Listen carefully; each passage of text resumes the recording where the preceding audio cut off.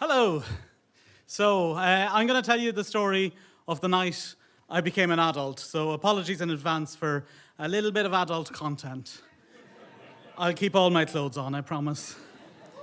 So this story takes place when I was 18 in 1999 in my home city of Cork in the south of Ireland. It was Leaving Cert results night, which is our equivalent of A-level results night. So we were all out partying in the same nightclub we always ended up in, a place called Gorby's, a grimy, sticky carpeted place that didn't really check IDs very carefully. Murphy wasn't a friend of mine. We came from very different social groups. I had long hair, he had shaved hair. I wore baggy combats, he wore Adidas tracksuits. I liked Radiohead, he liked rave music.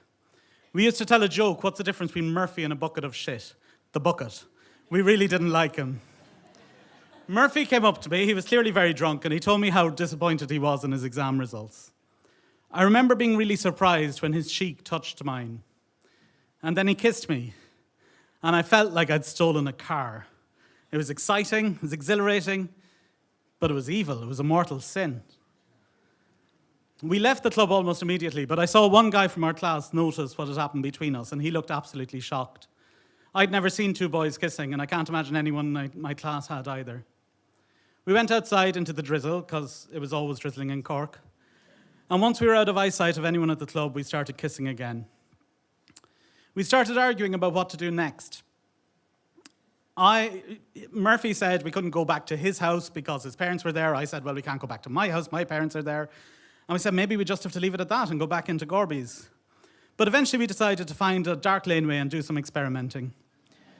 So we walked around for a while and stopped at the steps that go up the side of St. Finbarr's Cathedral. Murphy took his willy out. He had a lot of beer to piss out. I looked on in wonder. I'd never seen an adult penis before. It was amazing.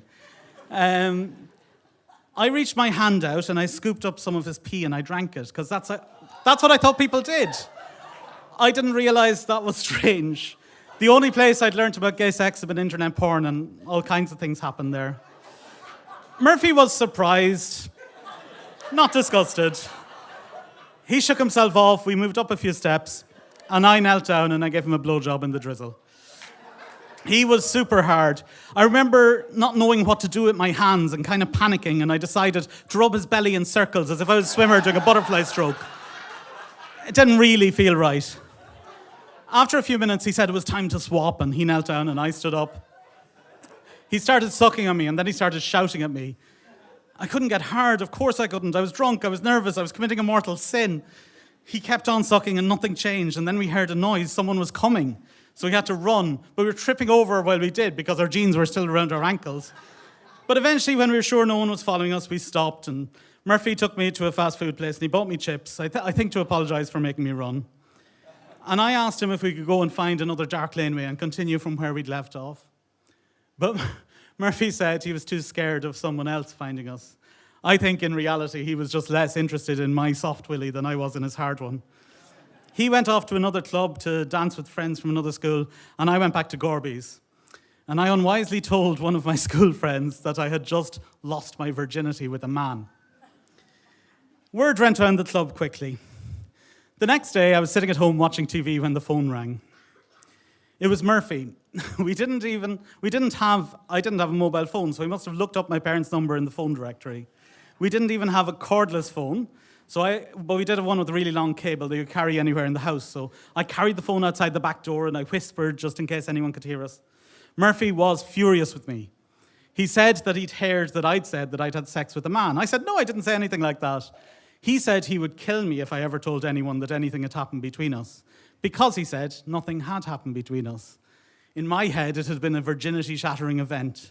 But for him, nothing had happened. We'd finished school, so I didn't see Murphy very often.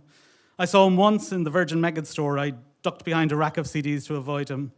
I saw him again one day in Peter and Paul's church. I was on my way up to the altar to receive communion. He was on his way back down, having already received. We nodded to each other.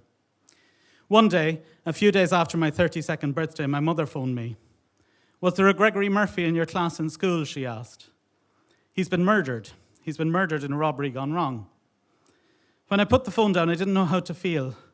My mother didn't know who Murphy was to me. She didn't know he'd been my first kiss, my first blowjob, my first everything. And he was dead, and he was 32 years old. I Googled him. I wondered if he'd lived a gay life or a straight life. There was no partner mentioned in the news stories about his murder. I hope he didn't stay angry. I hope he found happiness in the 14 years between my terrible blowjob and his tragic death. And it's a nothing, but a tiny part of Murphy will live on in me forever. May he rest in peace. Amen.